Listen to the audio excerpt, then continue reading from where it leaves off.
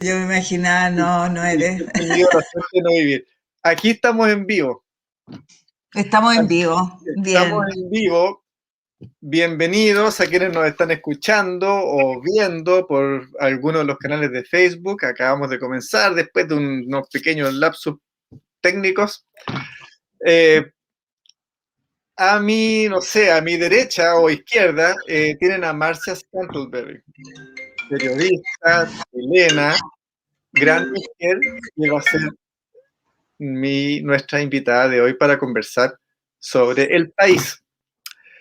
Marcia es una destacadísima periodista, partió, no sé, estudió y trabajó, estudió en la Católica, trabajó en los 60, después en los 70 viene un periodo oscuro para el país y oscuro para Marcia, estuvo exiliada después de pasar penurias con el gobierno militar y después ha tenido una destacada participación en el retorno a la democracia. Marcia volvió a Chile en los años 80 y ha participado en un montón de cosas, gobiernos de Elwin, de, no sé, Lagos también, y sobre todo Michelle Bachelet como directora o miembro del directorio del Museo de la Memoria.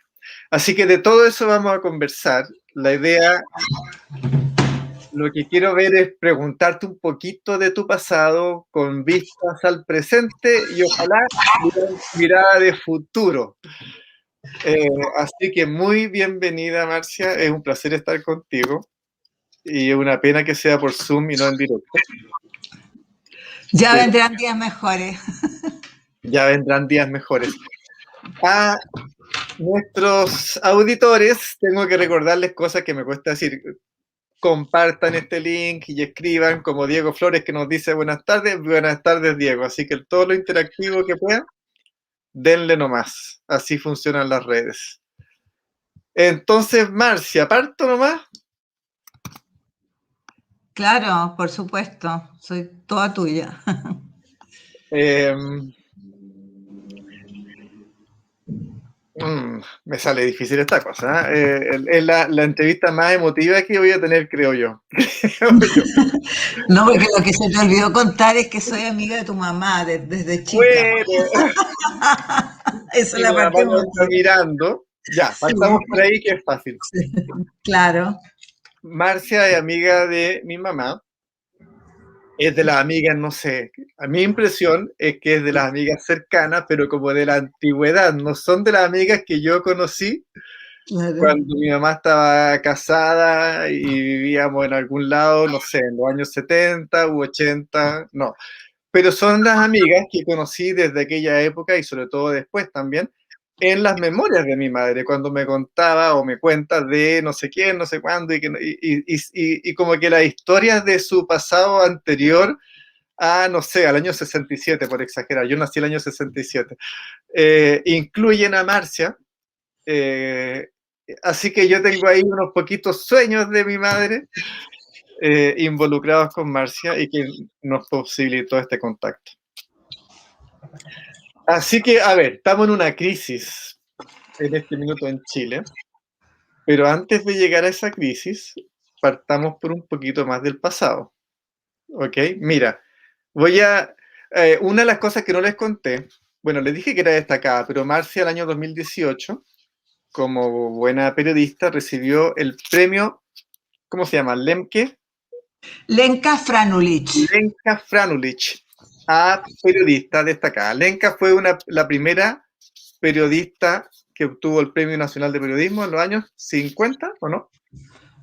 No recuerdo bien, pero Por sí, ahí. en los 50. Ella lo que pasa es que ella prácticamente que se creó este premio a raíz después de su connotación, porque ella fue una mujer extraordinaria, en el sentido de que fue de las primeras mujeres que se metió en un mundo de hombres, lo manejó, lo dominó, se destacó, hizo entrevistas no solo en Chile, sino que en todas partes del mundo, fue política también. Yo tengo la sospecha, ¿no es cierto?, que en ese periodo, como las mujeres no estaban en política, tenían una manera un poquito lateral de entrar a la política, que era preguntándole a los hombres, que probablemente sabían menos que ella, pero de alguna manera estar ahí, ¿no? Entonces viajó a distintas partes del mundo, fue una mujer realmente extraordinaria y contracorriente. Entonces yo me sentí muy emocionada y muy honrada de recibir ese premio, ¿verdad? Así que bueno, yo voy a partir por algunas de las cosas que tú dices para recibir ese premio. ¿Ok? Así que mira, me espiaste.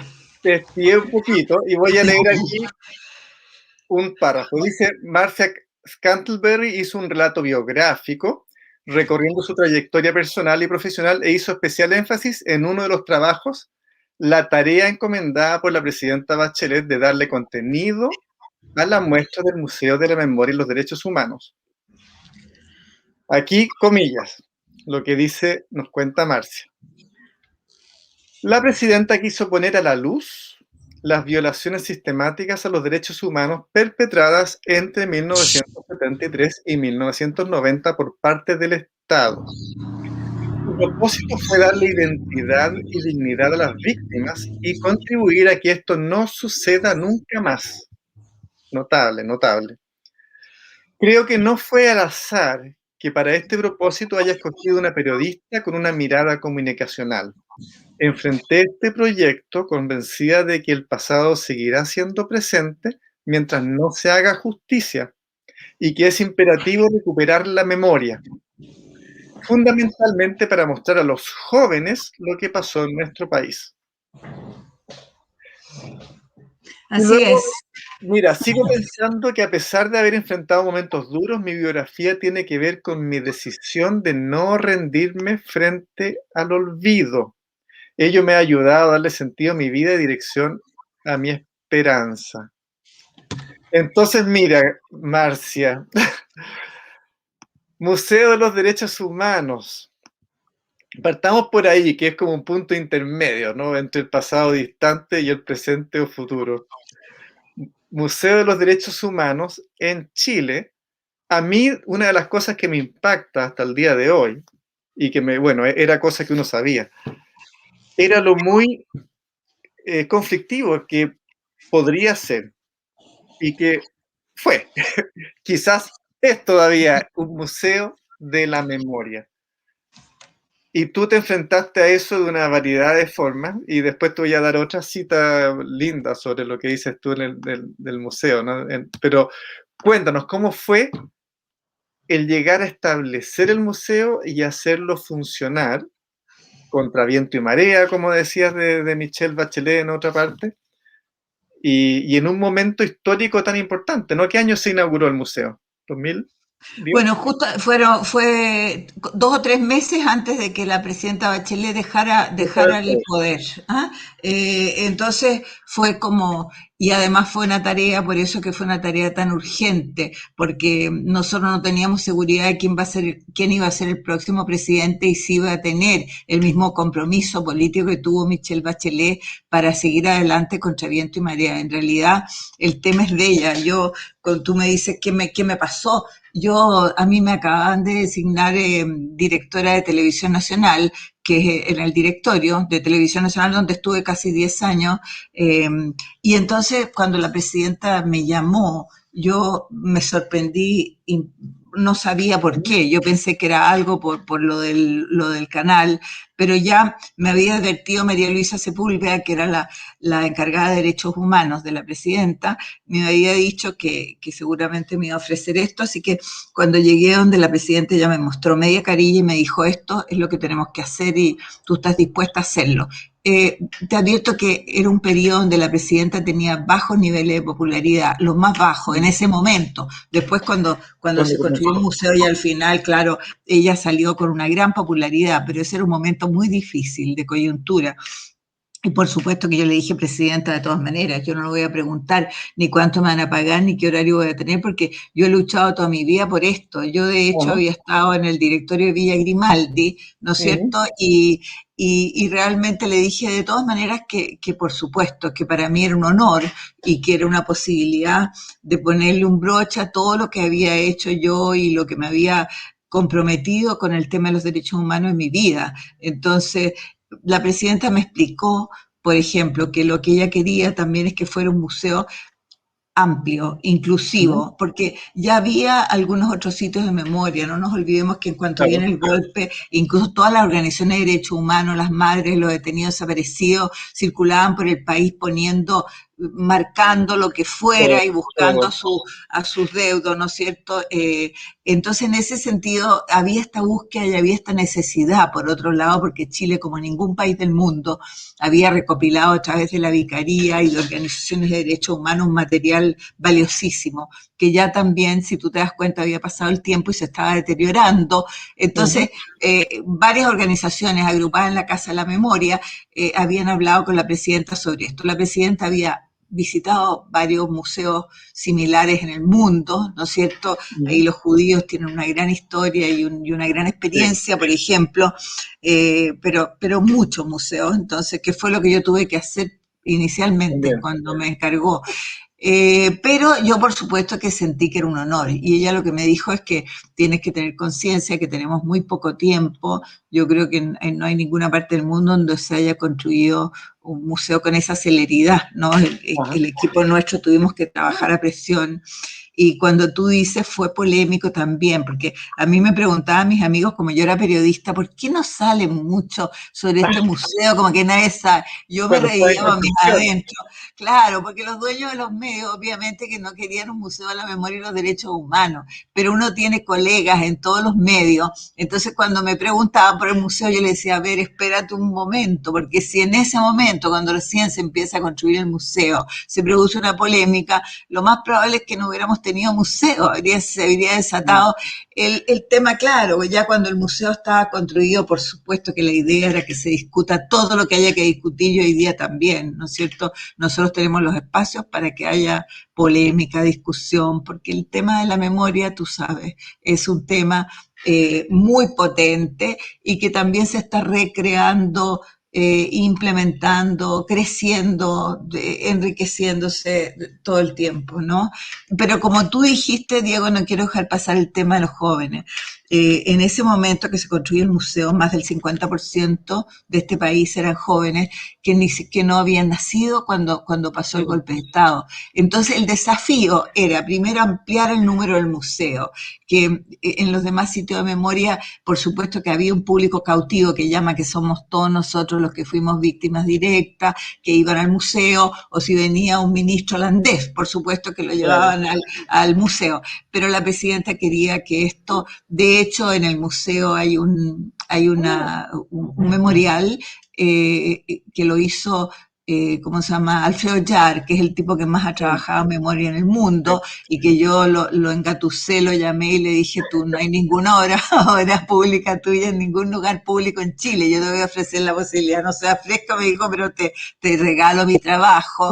Y bueno, y lo que costaba era y la instalación. Pero yo antes, cuando fui directora de cultura durante el gobierno de Eduardo Frei, habíamos creado con Miriam Piloski en Obras Públicas una ley que existe en Francia que se llama el Ampursant, que significa que hay un 1%, que en este caso no ha sido tanto, pero cada obra pública, cada hospital, cada escuela tiene que llevar una obra de arte, un mural, una Qué escultura. maravilla. Entonces, claro, recurrimos a eso y se construyó. Y en ese memorial maravilloso construido por Jar, porque él trabaja mucho con la luz y con todo, el, la idea del concepto de fondo era todos hemos perdido algo. Era un mensaje Ay, a la qué lindo. población Mm, de decir que, ¿no es cierto? Y entonces eran las imágenes como negativos de cabeza de gente que habían sido fusilados, detenidos, mm, desaparecidos, mezclados con gente común y corriente, entre comillas.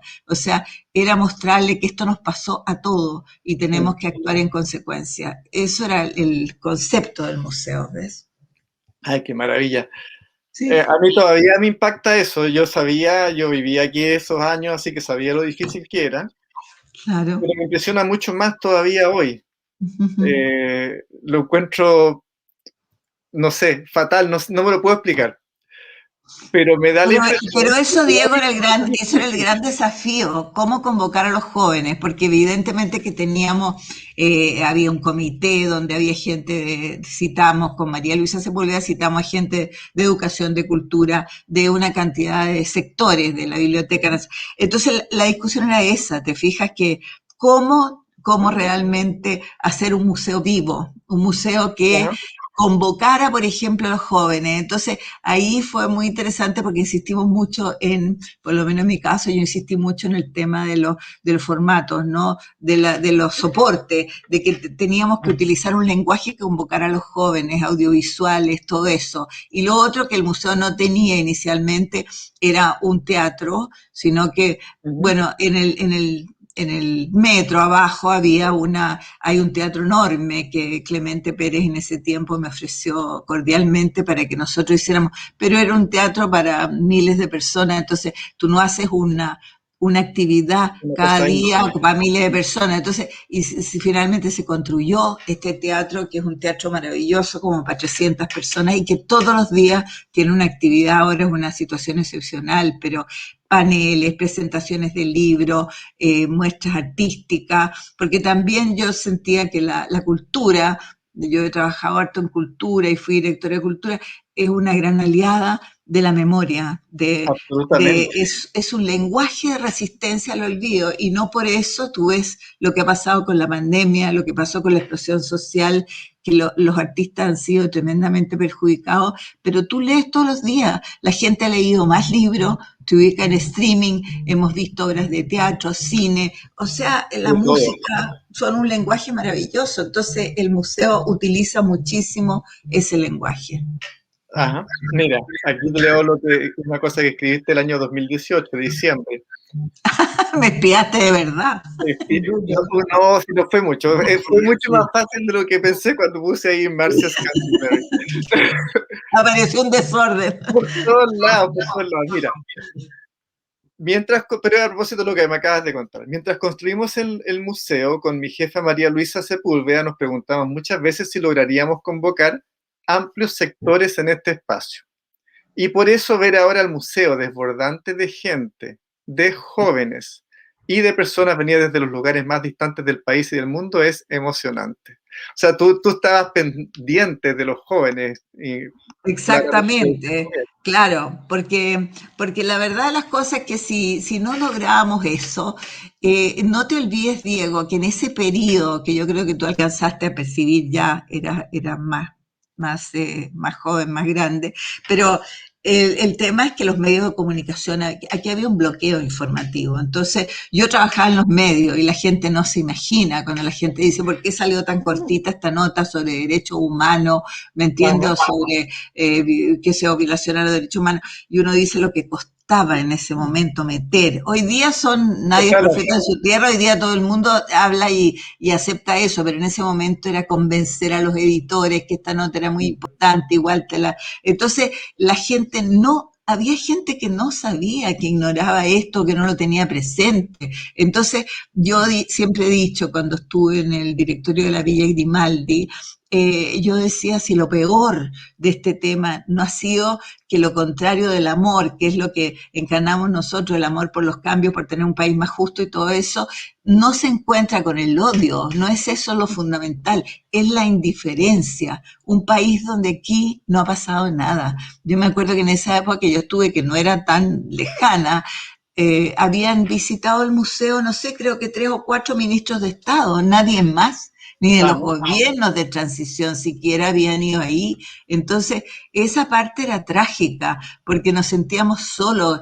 Y el tema de las víctimas es eso, mientras no hay un reconocimiento social de lo sucedido y que un reconocimiento de que esto pasó y que te concierne, que tú estás involucrado, las víctimas no se sienten reconocidas y no se sienten compensadas, ¿no? Porque las Ajá. compensaciones no son solo económicas, es una compensación social, que yo creo que hoy día se ha avanzado mucho en eso. No solo se ha avanzado, Diego, si tú piensas, esa frase que tú decías, yo me sentaba y le decía a la María Luisa, irá a venir alguien a ver este museo, Ajá. porque uno, por esa indiferencia que yo te decía, que era, bueno, irá a venir, y resulta que ahora ver cómo están, cuando voy, cada vez que voy, que están todos los pasadizos llenos de gente, donde el museo ha servido también para establecer un diálogo entre un abuelo y un nieto que nunca habían hablado de esto porque la gente que sufrió esto de alguna manera enmudeció. Entonces ahora establecen un diálogo, te fijas de que mira papá o abuelo, esto que pasó, cómo fue, sí, pero te acuerdas que tu tío que se tuvo que ir. Entonces sirve, es un pretexto para hablar de esto. Es como un exorcismo, ¿no? Y en ese sentido fue muy importante como remecer la memoria de los chilenos. Hoy día hay, hay muy poca gente que te pueda decir que yo no sabía de esto, porque sería absurdo. Y van a los colegios, ¿te fijas? O Pero sea, todavía lo sabes. ah, Yo todavía escucho eso, poquito, pero sí, escucho. claro, pero eso es lo mínimo, pero es que antes era como universal, pero ahora los colegios van los colegios a hacer un tour en el museo y los profesores se han capacitado en eso. En el museo hoy día hay capacitación, no solo los profesores, a las Fuerzas Armadas, a los carabineros, hay capacitación de todos los sectores. Pero han habido leyes, no sé, el año pasado, buscando poner explícitamente derechos humanos Eso es claro, en que hay escuelas, una transversalidad en el currículum, que no sea como pero que esté ¿cierto? reforzado. Una categoría aparte como las mujeres. Te ubicas el departamento de la mujer. ¿Me entiendes? Que es una cosa que ya eso se superó y los derechos humanos también debieran ser, todavía no son lo suficientemente transversales, pero debería haber una transversalidad en la educación, en los sistemas. La cultura se olvidó mucho de eso. Y lo que yo te digo, más emocionante en respecto a estas inseguridades y los miedos que uno tenía, es ver cuando Sebastián Piñera designa como ministro de Cultura a Mauricio Rojas. Te fijas que era un negacionista y una persona que había hablado una cantidad de brutalidades, pero en ese momento yo sentí que todo había valido la pena, porque no fue fácil hacerlo, porque ver en ese museo que no cabía un alfiler, Diego, la Ay, gente qué se maravilla. turnaba, todos los artistas, te fijas, participando y sintiendo que era parte de ellos, parte de la sociedad, que este era un tema de todos, no solo de un grupo de funcionarios, de víctimas o de todo eso, ¿no? Mira, hoy día el museo está con problemas de restricciones, pero fíjate que no O hay un sea, ocurrió. rayado, no hay un rayado ahí, no hay un Ay, graffiti, ¿te qué fijas? maravilla. Oye, Entonces, mira, quiero llevarte hacia el mm, futuro, ¿no? Presente y futuro, pero antes, eh, ¿quieres contarnos un poco de tu paso por Villa Grimaldi o no? ¿Qué- mira, qué- ¿Sí? no tengo problema. Yo creo Ya. que más aún, yo creo que los primeros que empezamos a hablar de estas cosas, acuérdate, yo estuve en varios campos de concentración, estuve no Mira, solo en Villa déjame Grimaldi. leer en las Ujú. primeras líneas de lo que me mandaste, que escribiste tú en Roma en el año 2000. Para el juicio de los italianos, del juez Capaldo. Dolores Invisibles, por Marcia Mm. Scantlebury. Em, Jamás olvidaré ese borrascoso atardecer del 3 de junio de 1975, ni el chirrido de la enorme puerta de hierro barriendo esa tierra maldita. Apenas un par de horas antes me encontraba ayudando a mis hijos a hacer sus tareas escolares, cuando una patrulla de la policía política irrumpió violentamente en mi casa y me conminó a dar un corto paseo para aclarar algunas cosas. Uno de mis captores me cubrió los ojos con esparadrapo y un par de anteojos para el sol. Entonces la camioneta de vidrios polarizados inició una enloquecida carrera que concluyó frente a un recinto que deduje, por el declive del terreno y el frío implacable, estaría ubicado al pie de la cordillera. Las manos ásperas del conductor me empujaron con violencia fuera del vehículo. Luego atravesé a tientas el umbral del portón y me quedé parada, tiritando de miedo ante un paisaje invisible, tratando de entender los misteriosos sonidos que contiene el silencio. El viento helado penetraba sin piedad el delgado cuero de mis botas cuando empecé a escuchar, como un macabro concierto, gemidos intermitentes, llantos ahogados y un escalofriante y prolongado alarido. Así comienza este relato, bastante cortito, que nos cuenta Marcia de su paso, su llegada a Villa Grimaldi y su paso por Pirque. ¿Quieres contarnos un poquito más de eso? No, yo creo que, mira, lo importante quizás no es tanto, es una experiencia personal. Uno cuando habla, te fijas, tú lo resumes en ti, pero fue una experiencia colectiva de un grupo enorme de mujeres, porque yo estuve en Pirque, en Villa Grimaldi, en Tres Álamos y en Cuatro Álamos.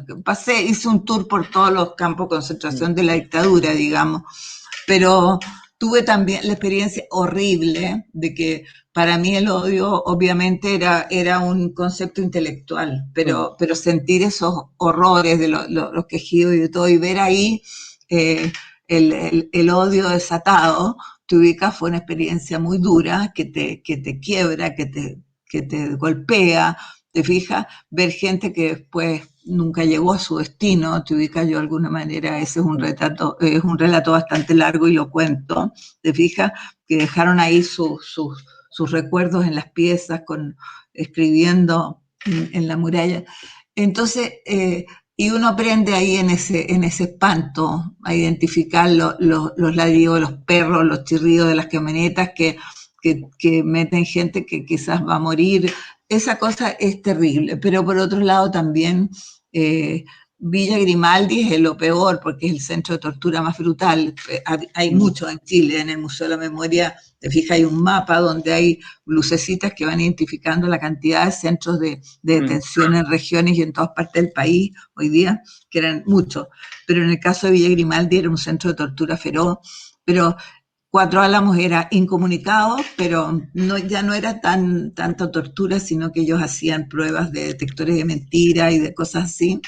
Y después Tres Álamos, que era libre plática. En libre plática ya tú tenías una vida normal, si se puede decir normal, entre comillas, donde las presas tuvimos una experiencia maravillosa. Alguien me preguntaba una vez cuál fue la experiencia más positiva de mi vida y la más negativa. Y la positiva y la negativa estuvieron en el mismo lugar, porque las presas en Villa Grimaldi, después en Cuatro Álamos, Tres Álamos y en Pirque, construimos de alguna manera una sociedad generosa, solidaria. Te fijas, nos organizamos de manera que como venían, ya teníamos visita en ese tiempo, organizamos algo que se llamaba la carreta común, que era, en mi caso, de mi familia, que era una familia con recursos y todo, yo podía pedir torta de lúcuma, que es lo que más me gustaba, y me lo iban a traer el día de la visita, claro.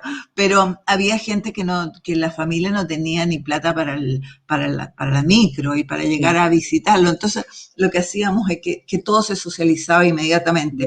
Nosotros le pedíamos a los familiares además que no trajeran torta de lúcuma o pasteles o cosas así, sino que solamente, por ejemplo, verduras que no nos daban nunca ninguna, porque y entonces se nos estaban picando los dientes, cosas indispensables, cigarrillos que nos repartíamos de acuerdo a la necesidad de cada una, llevamos disminuyendo la cuota para que todos pudiéramos. Entonces fue una experiencia de mucho afecto, de mucha solidaridad, que dura hasta hoy, porque hasta hoy las presas nos juntamos, hay un grupo que participamos, por ejemplo, en la querella contra Pinochet Contreras, te fijas, que la ganamos además después de muchos años, hace como un año atrás recién.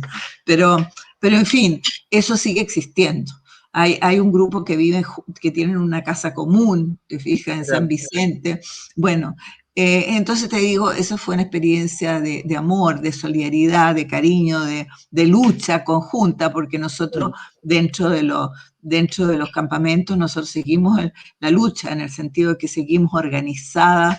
Y fíjate, de hecho a mí me sacaron en un momento también para interrogarme, porque justamente sobre esta organización que teníamos las presas, los partidos políticos adentro, que lo que hacíamos también era contar la historia. Inmediatamente que llegábamos a Libre Plática, hablábamos con la dirección de nuestro partido, contábamos a quienes vimos ahí, porque era gente que podía después desaparecer. Y así la Vicaría de la Solidaridad fue acuñando historias de vida que sirvieron mucho después para los juicios o para detectar qué había pasado con esta gente, ¿ves? Ya.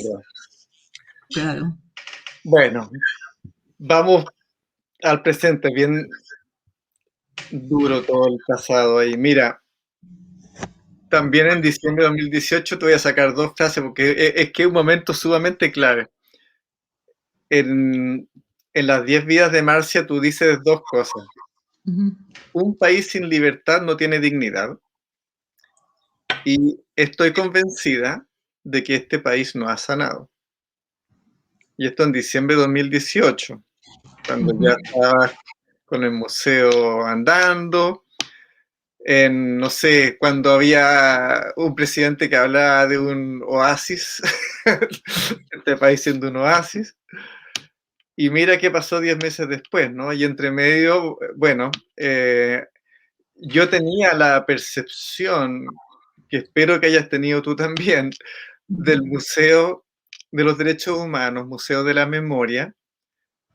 Uno esperaba que fuese, bueno, un,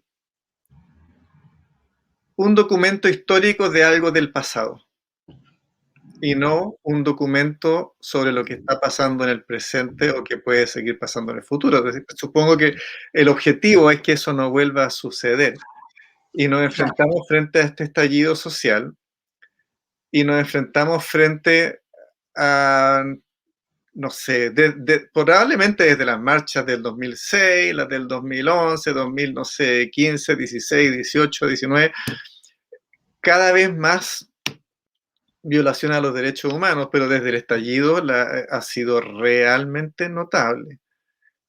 ¿Cómo ves eso tú en el presente? Mira, yo creo que todos somos culpables, ¿no es cierto? Esta cosa de que hay gente también que a mí me molesta muchísimo, te lo digo al tiro, Diego, porque esta gente que desde la superioridad moral hace juicios, te fijas, de valor y decide quiénes son los buenos, quiénes son los malos, que también me asusta porque de repente tiene como visos fascistoides de que aquí está la verdad absoluta, te fijas, y yo no comparto esa mirada. Yo creo que hay que ser bien autocrítico. Yo creo que cómo se llama, que aquí ha habido, por supuesto, que una situación absolutamente condenable con respecto a la actuación de la policía y de todo, que también denota un déficit enorme de parte del Estado, te fijas, y de la transición, que yo creo que ahí también yo estuve también entre ¿te acuerdas que se dividían entre los autoflagelantes y los Sí. autocompacientes? ¿No? Yo fui de los autoflagelantes, siempre pensé, porque había discrepancia, había unos que pensábamos que se podía avanzar mucho más rápido o más allá, por decirte, y otros que sentían que siempre estaba el peligro, bueno, durante mucho tiempo. No nos olvidemos que esta fue una transición pactada, donde Pinochet siguió ahí, ¿no es cierto?, omnipresente, como figura de comandante en jefe de la Fuerza Armada, de senador designado, ¿no es cierto? No ha sido una transición donde se cortó todo y empezamos la hoja en blanco, digamos, no la tuvimos nosotros. Entonces hubo miedo, también hubo irresponsabilidad, indiferencia y hay muchas cosas por hacer y eso quedó al descubierto, sobre todo el tema de la injusticia. Yo creo que aquí también es muy injusto desconocerte, fija que se eliminó gran parte de la pobreza y todo, pero el tema es la distribución del ingreso. No puede ser que en este país, ¿no es cierto? Eso lo resume todo, porque tiene muchas aristas, pero que un porcentaje tan pequeño, ahí están las cifras, las dan todos los días, pero de la sociedad se lleve una parte tan importante del ingreso y el resto sobreviva con pensiones o con sueldos de hambre, te fijas, miserables. Entonces, eso es como lo que está en el fondo. Por eso es que yo creo que la explosión social fue un llamado a atención en que participó masivamente el país. Te fijas, mis hijos, mis nietos, por supuesto que estaban en todo esto.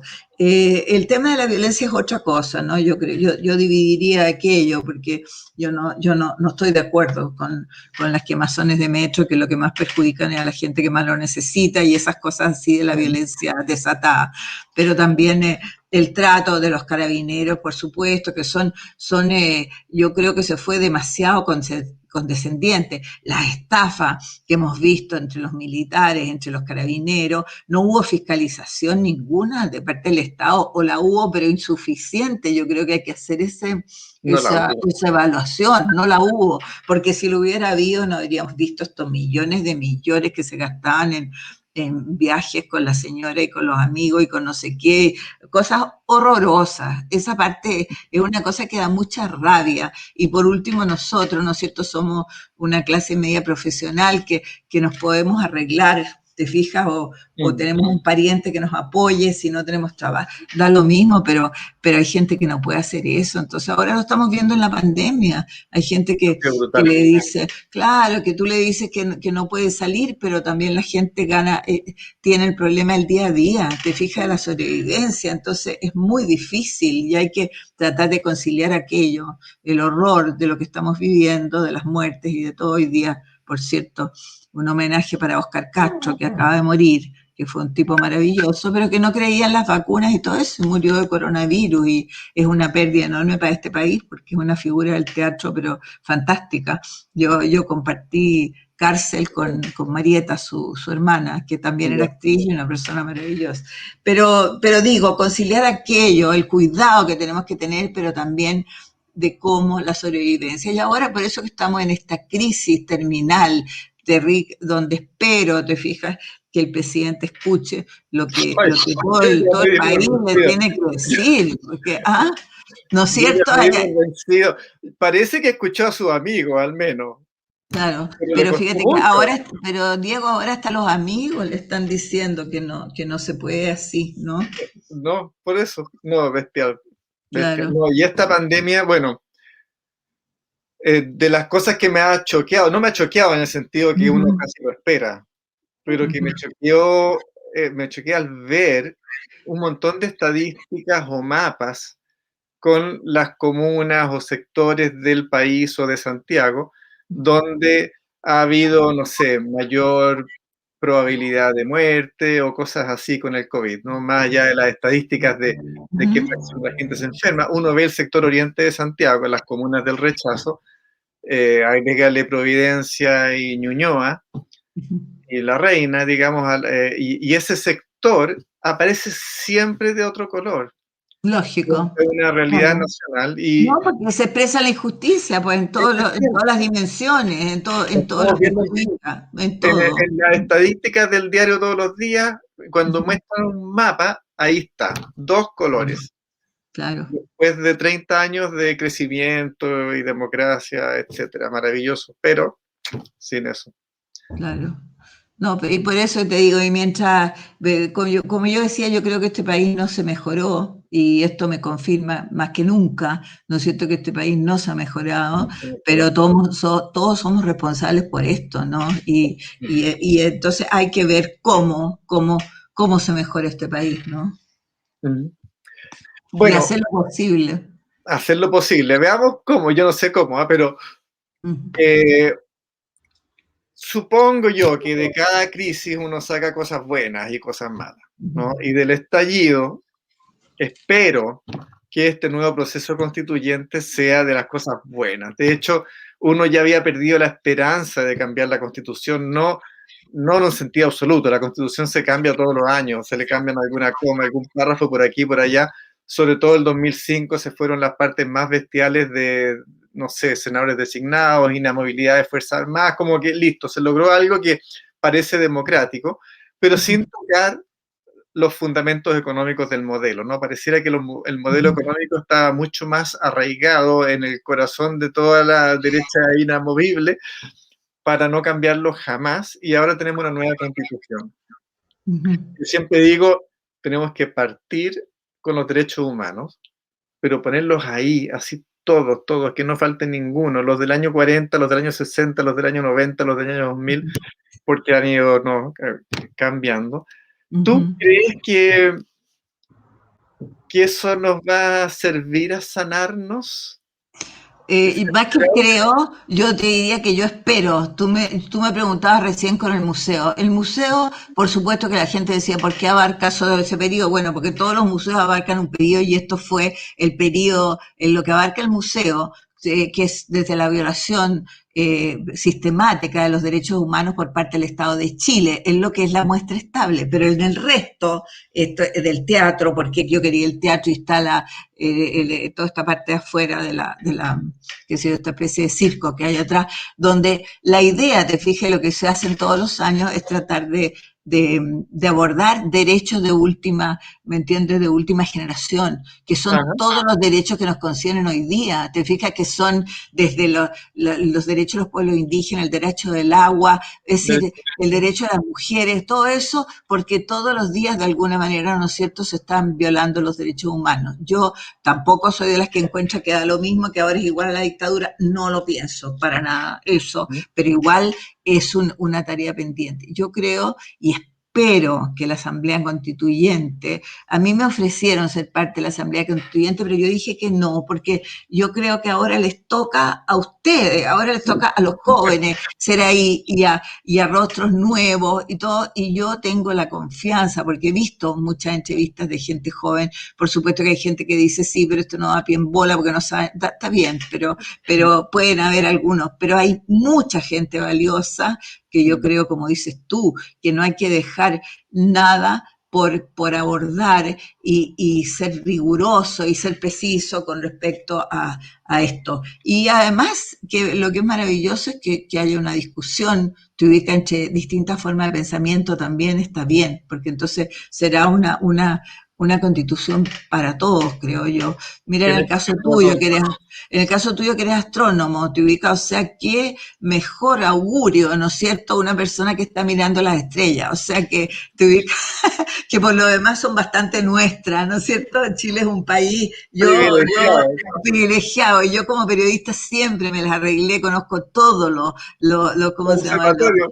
Sí, todos los observatorios, todos. Creo que el único que no conozco es Alma, pero me parece que, y soy de La Serena, además, que también es un lugar particular, ¿no? Donde el cielo es más limpio y bueno, y es una cosa espectacular. Entonces, ¿cómo no va a ser bonito que hayan astrólogos, que hayan astrónomos, mira, tengo una amiga que es astróloga y que también, bueno, entonces También hay eso, candidatos, ¿ah? que haya abogados, que haya, ¿no es cierto?, bailarinas, que haya de todo, ¿no es cierto?, ingenieros, arquitectos, es fantástica la posibilidad. ¿Cómo no va a salir algo bueno de ahí? Tendría que salir, ¿te ubicas? Y nosotros, digamos, la sociedad, exigir que haya un rigor, ¿no?, en seleccionar y ir a votar, ¿no? Que es difícil en esta pandemia, yo reconozco, porque los que tienen más visibilidad no necesariamente son los mejores muchas veces, ¿no? Bueno, además de ser 1.300 candidatos y estar todo en cuarentena, entonces Exacto, claro. no, no es nada de fácil. No sé, ya vamos a ver, yo he visto una cantidad de candidatos que me gustan, he visto también Ujú. algunos que uno dice, uy, no, pero bueno, uno espera de que realmente la gente capacitada y ojalá con ganas de dialogar lleguen, Ujú. porque los 2/3, este fantástico o maldito 2/3, según como uno quiera verlo, Ujú. nos está obligando a conversar, de llegar a acuerdos para todos. Lógico, claro. No, no, eso va a ser fundamental, porque esto tiene que ser un país para todos, porque todos, como decía ya, todos hemos perdido algo, ¿no? Y queremos recuperar eso, y recuperarlo con crece y construir un Chile más justo y mejor. Pero por eso que te digo, yo creo que eso no se va a lograr con violencia, sino con diálogo, creo. Démosle al diálogo siempre. Sí. Ahora, mira, como periodista, y ahí después vamos a ver hay unas preguntas ahí mira, Diego Flores nos tiene una preguntita muy buena. Em, ¿Ves que el periodismo está en crisis? Concentración de los dueños de los medios y el cierre de medios. Eh, yo creo que sí está en crisis, pero yo también entiendo a una periodista de los 80 cuando las revistas las cerraban cada 3 meses por 3 meses, y te dejaban Claro, un mes sí, otro no. lógico. Ese tipo de crisis afortunadamente hoy no existe, pero yo creo que sí hay una crisis de otra índole, una crisis más bien comercial. Pero no sé, ¿cómo ves tú el periodismo hoy? ¿Y cómo ves tú el rol que puede tener este periodismo que va a ser clave durante la convención constituyente y después, ¿no? Ujú. Bueno, yo te decía, en ese periodo yo, por ejemplo, que volví el exilio directamente a la revista Análisis, que nosotros hablábamos de eso, que en ese tiempo dependía del cardenal, ¿no? El cardenal la había Ujú. apoyado, después la iglesia le quitó ¿cómo se llama?, el auspicio, pero era una revista muy importante, que era mucho más que una revista, porque cumplía mucho, mucho propósito y era como un lugar donde se juntaba la oposición, un lugar de disidencia y un lugar de resistencia en ese momento. Ujú. Cuando después viene la transición es bastante ingrata con los medios que habíamos luchado contra la dictadura. De hecho, se le perdona la deuda al Mercurio, me acuerdo, en ese periodo, y por otro lado se le quita, ¿no es cierto?, cualquier posibilidad al avisaje, por lo menos se podía haber puesto más ¿cómo se llama?, más justamente, más distribuido, porque nosotros vivíamos en ese tiempo mucho también de ayuda externa, pero ya había terminado, se supone que ya la No era dictadura terminó necesario. y viene la transición, entonces eso se quitó. Y después, eh, yo creo que en el último periodo, primero hemos visto, te fijas, que son ataques no explícitos, si tú quieres, como eran durante la dictadura, pero se han ido terminando todas las revistas, te fijas, Ujú. incluso se terminan primero todas las revistas de papel couché, que llamaban en ese tiempo, que eran las revistas de farándula que aparecían, Claro. pero esas revistas empiezan a tener entrevistas de fondo con grandes periodistas y todo, y hacer entrevistas porque eran menos buscadas y menos perseguidas por la dictadura, entonces empiezan a aparecer Ah, temas que no aparecían. Y por otro lado, las periodistas de trinchera, que éramos Análisis, APSI, Cauce, ¿no es cierto? Después viene la época, eh, hay una resistencia fuerte. Y ahora yo creo que primero se empiezan a terminar todas las revistas eh, y los medios empiezan. Mira, cuando uno solo piensa, a mí me tocó estar en televisión nacional, por ejemplo, que supone que es la televisión pública, que se debe a todos los chilenos, pero la verdad las cosas es que igual cuando habían dos grandes canales, digamos, que era la televisión pública y Canal 13, por ejemplo, y que claro. competíamos por la publicidad, porque lo raro es que TVN es el único canal en el mundo que tiene una misión, pero al mismo tiempo tiene que autofinanciarse. ¿Es el Entonces, único? es el único, creo que había antes alguno, pero que ya dejó de serlo. Eh, pero, pero entonces, ¿qué pasa? Que se crea un drama, porque en ese periodo, por ejemplo, los canales de televisión dependían fundamentalmente ¿cómo se llama?, de las universidades o del Estado.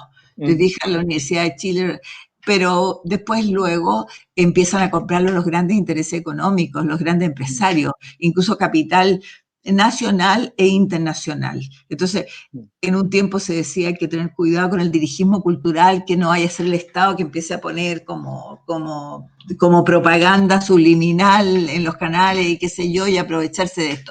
Después pasa un poco y se dice, bueno, los que ponen los avisos son, te fijas, los que ponen la música, como se dice, y son los Ajá. que definen la línea editorial. Pero hoy día son directamente esas empresas gigantescas No, que bueno. no, claro, son los que manejan los medios. Entonces, eh, ahí ha tenido la televisión pública, ha tenido que luchar terriblemente y ha tenido momentos muy difíciles, creo que ahora está en un momento un poco mejor, pero el tema también ahí, el desafío es si la televisión pública también ofrecer un mensaje distinto, te fijas, diferenciado de los demás canales y cubrir sectores que si bien no son tan masivos, pero que también tienen realidades distintas y necesitan una televisión pública, hasta los niños, por ejemplo, o sea que también fueron dejados de lado un tiempo después de que tuvimos un periodo maravilloso con 31 minutos, ya.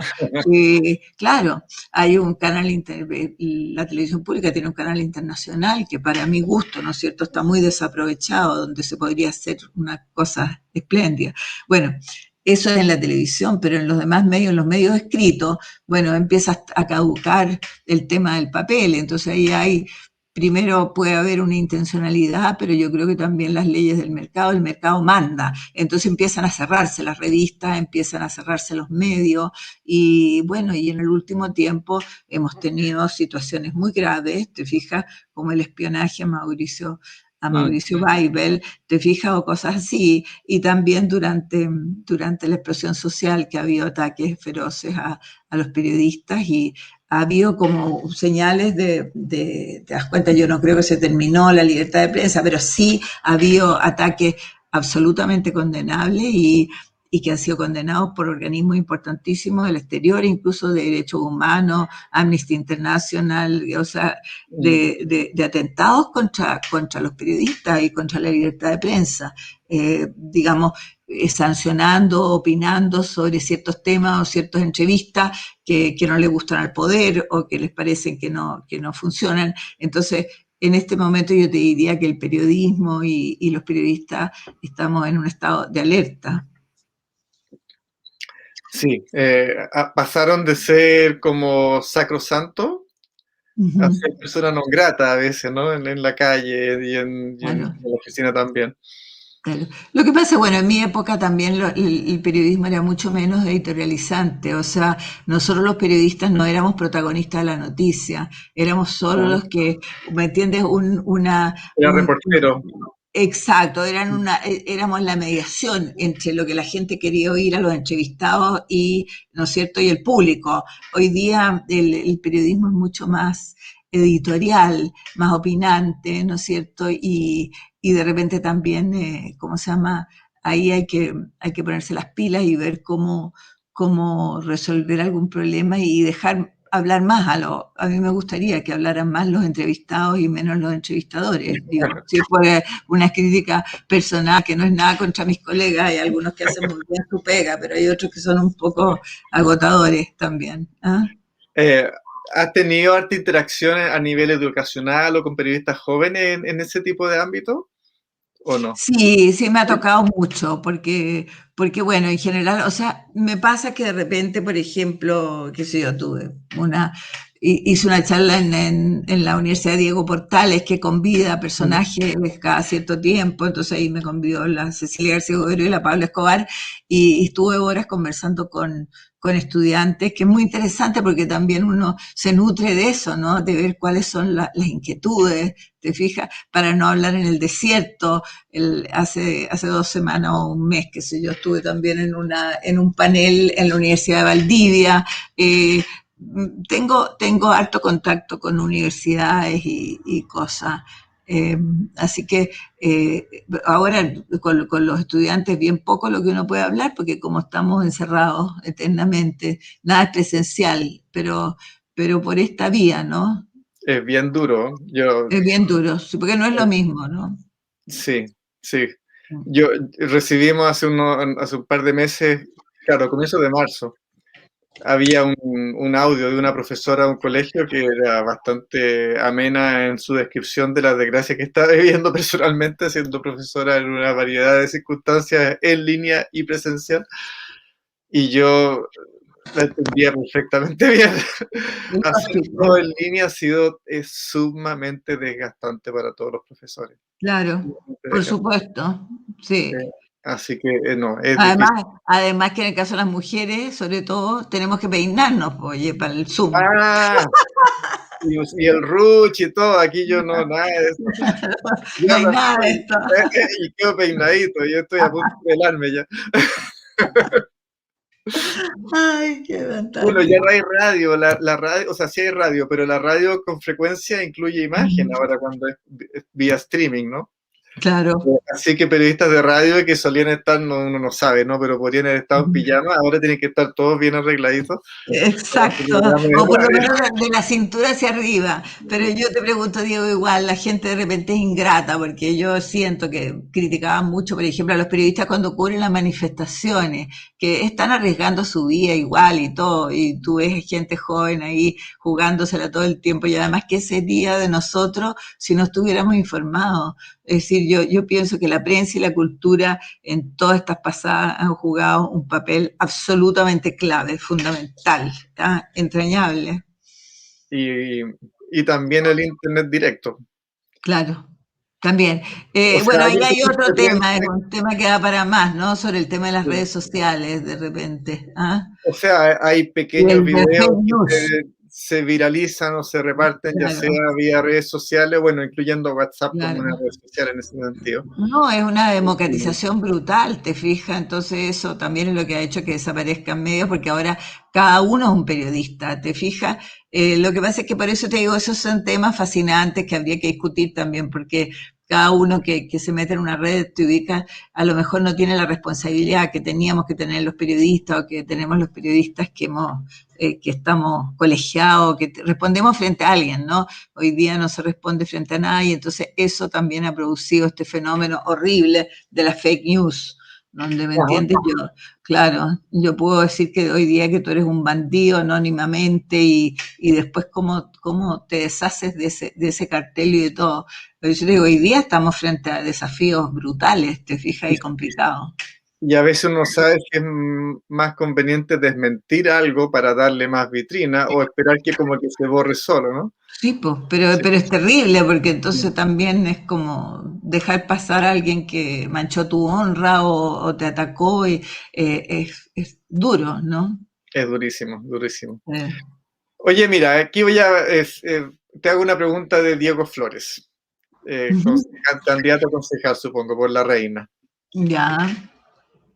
¿Qué les parecería, qué te parecería, levantar un museo histórico que recuerde las grandes luchas sociales de la historia de Chile, como las huelgas del salitre, de los mineros del carbón y tantas otras?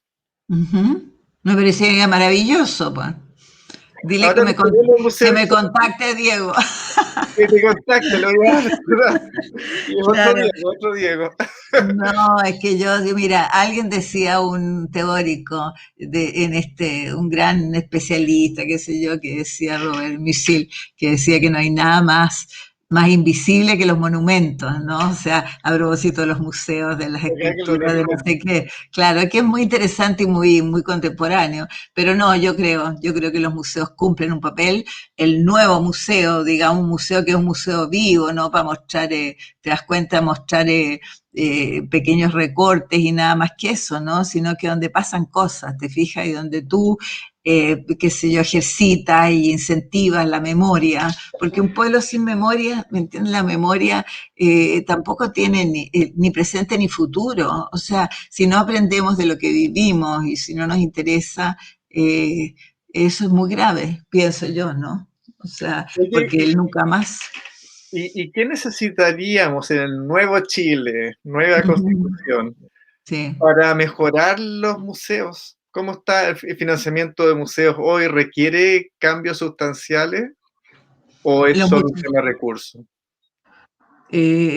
bueno, yo creo que las dos cosas, ¿no es cierto? O sea, primero necesitamos recursos, te das cuenta, y por otro lado necesitamos también ir cambiando todo el tiempo, porque hasta la memoria es cambiante, o sea, tu memoria, tu propia memoria, el día que tú vives algo, te fijas, y tú lo describes en ese momento, pero tú años después, tú ya Mm, describes de otra manera, porque te das cuenta, o sea, no digo que tú falsees la memoria, pero la memoria también se va alimentando de otras bien, cosas, ¿no? claro, ¿Ah?